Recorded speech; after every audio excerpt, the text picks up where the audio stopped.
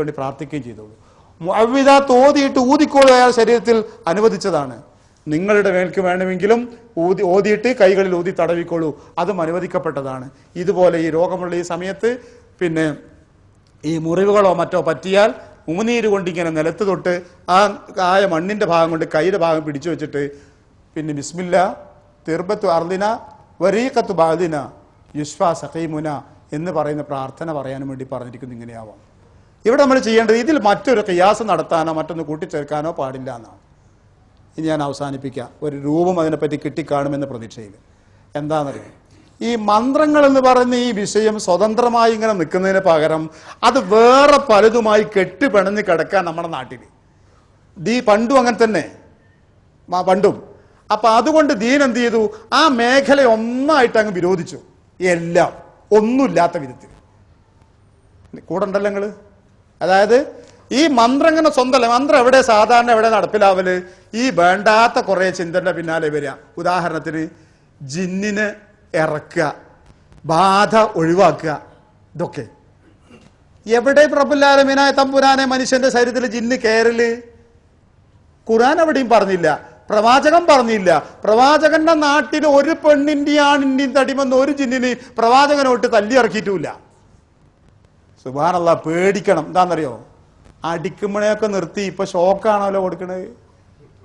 ഹക്ക് അതാ പരസ്യങ്ങൾ തുറക്കണ്ട, വെബ്സൈറ്റ് തുറന്നാ ബേജാറാ. ഇതൊക്കെ എന്താണെന്നറിയോ, ഷോക്ക് ട്രീറ്റ്മെന്റാ കൊടുക്കുന്നത്. ഈ തരം ജിന്നിനിറക്കാം. അപ്പൊ കറണ്ടാണല്ലോ കൊടുക്കണത്. അതിന്റെ പൊട്ടത്തര ആലോചിച്ച് നോക്കണം. അടി പുറമെ സ്വാഭാവികമാണ്. ഇന്നെ പിടിച്ച് നിങ്ങൾ കുറെ അടിച്ചാ പോകുമോന്ന് ചോദിച്ചാൽ ഞാനെന്താ പറയാ, പോകാതെ പറയൂ. തല്ല് കിട്ടാണ്ടക്കണ്ടേ. ഇത് ഉറപ്പല്ല. ഇത് ജിന്നാ പറഞ്ഞ്, ഇത് ഞാനാ പറഞ്ഞ് എനിക്കറിയാ, പറഞ്ഞാൽ കേൾക്കില്ല ആൾക്കാര്. അതാണിത്. പ്രവാചകൻ ചെയ്യാത്തൊരു കാര്യം, നബി സല്ലല്ലാഹു അലൈഹി വസല്ലം സഹാബികൾക്ക് അറിയാത്തൊരു കാര്യം. ചുഴലി രോഗം ബാധിച്ച് അപസ്മാര രോഗം ബാധിച്ച് കിടന്ന് പെടക്കാറുള്ള ഒരു പെണ്ണ് വന്ന് പ്രവാചക സന്നിധി പറഞ്ഞാൽ 100 വട്ടം വേണമെങ്കിൽ പ്രവാചകന് പറയായിരുന്നു, എടി പെണ്ണെ നിന്റെ തടിമേൽ ഈ ഫിരീത്ത് കൂടിയതാന്ന്. പ്രവാചകൻ പറഞ്ഞെന്താരും, നീ ക്ഷമിക്ക്, നിനക്കതിന് പ്രതിഫലം ഉണ്ടാവും.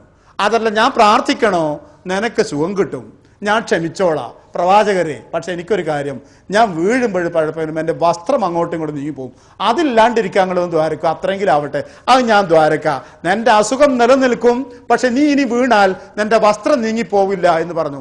ഈ സ്ത്രീയോട് പ്രവാചകൻ പറയാൻ നല്ല ചാൻസ് ഉണ്ട്. യാഥാർത്ഥ്യം അതാണെങ്കിൽ പ്രവാചകൻ പറയാണ്ടിരുന്ന കുറ്റക്കാരനാ. സുബ്ഹാനല്ലാഹ്, ഈ സ്ത്രീയുടെ ശരീരത്തിൽ കയറിയത് ഒരു ജിന്നാണെങ്കിൽ അത് പറയാണ്ടിരുന്നാൽ കുറ്റക്കാരനാ. നിങ്ങൾക്ക് തോന്നണോ പ്രവാചകനെ പറയാതിരിക്കും? പ്രവാചകൻ ജിന്നിന്ന് കാമാന്ന് മിണ്ടിയില്ല. പറഞ്ഞെന്താ അറിയോ, എനിക്ക് സുഖാവണം, ചികിത്സിക്കാം, ഞാൻ പ്രാർത്ഥിക്കാം. അത് അസുഖങ്ങളാണ് പലതും. ലോകത്ത് ഏത് അസുഖമാണ് ശൈത്താൻ്റെതാന്ന് പറയാണ്ടിരുന്നത്? കണ്ടുപിടിച്ചു, മരുന്ന് കണ്ടുപിടിക്കുമ്പോൾ ശൈത്താൻ കണ്ടു പോവും, മരുന്ന് രോഗമാവും, വൈറസും ബാക്ടീരിയവും. പുതിയതാവുമ്പോൾ അതങ്ങനെ വരും. ഇന്നും മനുഷ്യന് ഉത്തരം കിട്ടാത്ത കുറെ രോഗങ്ങളുണ്ട്. ആ രോഗങ്ങൾ മനുഷ്യൻ ശൈത്താനാന്ന് പറഞ്ഞിരിക്കുക. ഇനിയും മനുഷ്യൻ പുരോഗമിക്കുന്ന ഒരു കാലത്ത് അവർക്ക് ചികിത്സ കണ്ടെത്തും. അന്നേരം അവിടുന്ന് ശൈത്താനെ പറ്റിയുള്ള സങ്കല്പം കൊണ്ട് പോവുകയും ചെയ്യും. മുസ്ലിങ്ങൾ ഒരിക്കലും ഇങ്ങനെ ആയിക്കൂടായിരുന്നു.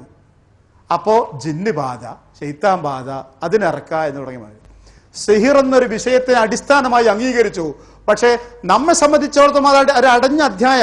നമുക്കുണ്ടാകുന്ന രോഗങ്ങളോ വിഷമങ്ങളോ സിഹിർ കൊണ്ടാണ് നിർവചിക്കാനേ കഴിയില്ല. അതുകൊണ്ട് തന്നെ അവക്കൊരു ചികിത്സ തേടി പോകലുമില്ല. ഒരു ചികിത്സ, എനിക്കുണ്ടായൊരു വിഷമം സിഹിർ കൊണ്ടാണെന്ന് നിർവചിക്കാൻ എനിക്ക് വഹ്യ് വരണം.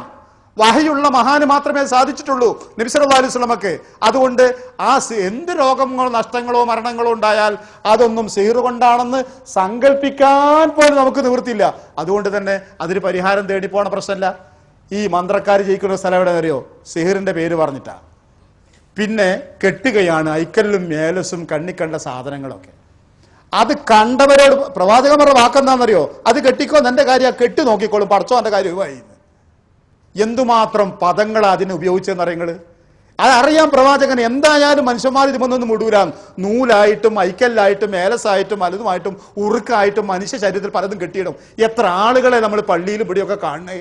എത്ര ആളുകളാ നാട്ടിൽ നിങ്ങട്ടൊക്കെ അത് കൊടുത്തയക്കല്. ഞങ്ങളോട് മുമ്പ് ഒരു തമാശ പറഞ്ഞില്ലേ, അങ്ങനെ കിട്ടിയ ഒരു സാധനം പൊളിച്ചോക്കോ മംഗളത്തിന്റെ കഷ്ണതിൻ്റെ ഉള്ളില്. മൂപ്പർക്ക് ഇപ്പൊ തിരക്കാം. മൂപ്പര് പിന്നെ ഫോട്ടോ കോപ്പി എടുത്തിക്കുക. ഫോട്ടോ കോപ്പി സത്യമാണ് ഈ പറഞ്ഞ് ഏലസ് തള്ളി പൊട്ടിച്ചതാ.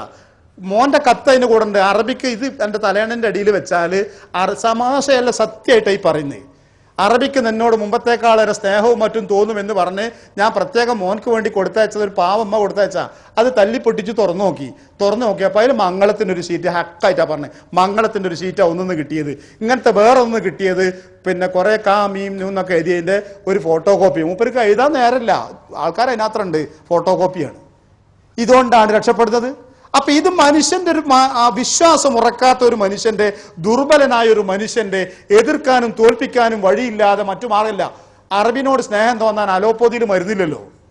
അറബിന്റെ ഷെറുന്ന് ഒഴിവാവാൻ, കെഫീലിന്റെ ഷെറുന്ന് ഒഴിവാവാൻ ഹോമിയോയിൽ മരുന്നുണ്ടോ? അവിടുന്ന് കഴിക്കാൻ അരിഷ്ടമുണ്ടോ കുടിക്കാൻ? ഇതൊന്നും ഇല്ലാത്തടത്ത് പടച്ചവനോട് പറയാനേ പറ്റുള്ളൂ.